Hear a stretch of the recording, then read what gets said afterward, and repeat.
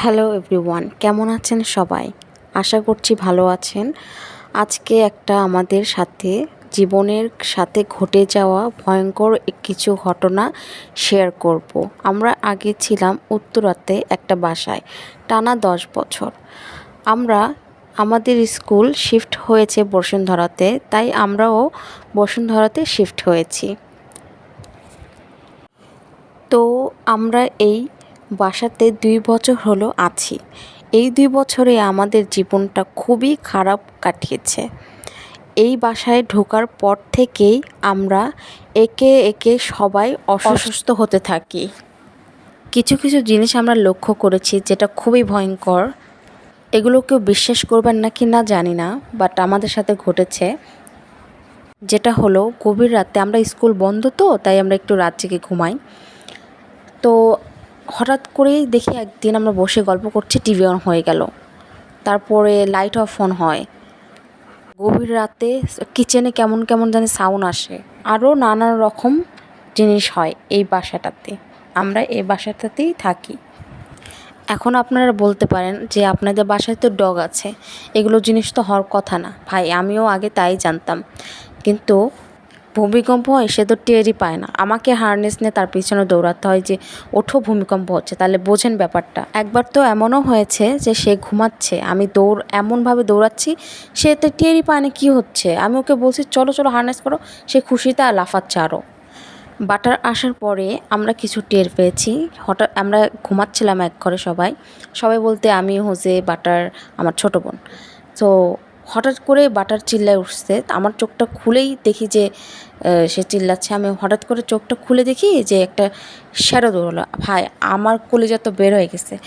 আমি আমার ছোটো বোনকে চেপে ধরে কিছুক্ষণ ছিলাম। এত ভয় পেয়েছি বলার বাইরে। একটু হলে মরে যায়নি, এটাই অনেক।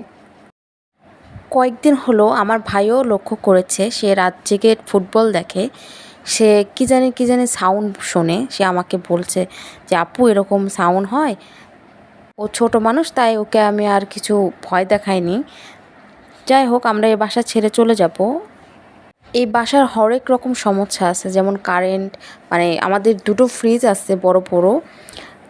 10 বছরে আমাদের মাত্র একবার নষ্ট হয়েছিল, বাট এখানে 2 বছর আসার ভিতরে পাই 3 থেকে 4 বার, 2-3 বার তো হবেই নষ্ট হয়ে গেছে ফ্রিজ। তারপর ওভেন, আমাদের ইলেকট্রিক ওভেন, তারপরে মাইক্রোওয়েভ, কতবার যে নষ্ট হয়ে গেছে হিসাবের বাইরে। এরকম আমাদের জীবনে কখনোই হয়নি। আর এটা না হয় বাদই দিলাম, এই বাসায় যে চারপাশে মানুষ, বিল্ডিংয়ে সব বিষয়ে নাক গলায়।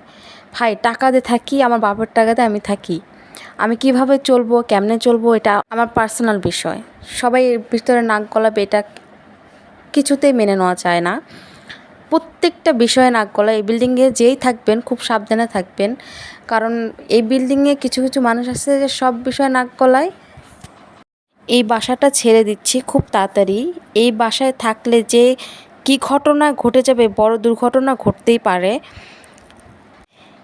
এই বাসাটা যারাই নেবেন খুব ভেবে চিন্তে নেবেন, কারণ আমরা যে সাফার করেছি, আমি চাই না কেউ সাফার করুক। আর এই 2 বছরের লাইফ হেল হয়ে গেছে আমাদের। আমরা এরকম জীবনেও এরকম অসুস্থ হয়নি। ইভেন হোজেও অসুস্থ হয়েছিল এই বাসায় আসার পরে। বাচ্চাটা এমন অসুস্থ হয়েছিল যে পুরো ফ্যামিলি ডিপ্রেশনে চলে গিয়েছিলাম আমরা। প্রচণ্ড অসুস্থ। ইভেন এখনও ওর পায়ে ব্যথা, এই ব্যথা, সেই ব্যথা আছে। এর আগে কিন্তু কখনোই এগুলো ছিল না। আরেকটা কথা বললেই না, আমরা ঘুমাচ্ছিলাম, সকালবেলা উঠে দেখি আমাদের মেন দরজা খোলা। যত তাড়াতাড়ি সম্ভব এ বাসা ছেড়ে চলে যাব। আমি ইউটিউবে কখনোই এরকম বিষয় নিয়ে কখনোই বলিনি, আজকে বলতে বাধ্য হলাম। যাই হোক, আজকে ভিডিওটা এই পর্যন্তই। দেখা হবে নেক্সট ভিডিওতে। আল্লাহ হাফেজ।